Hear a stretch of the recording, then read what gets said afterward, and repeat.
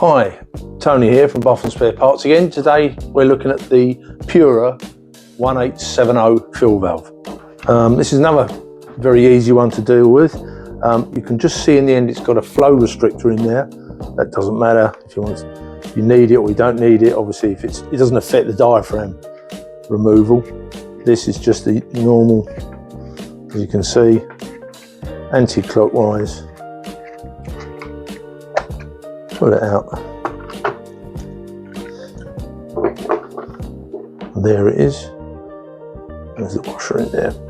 Again, it goes back.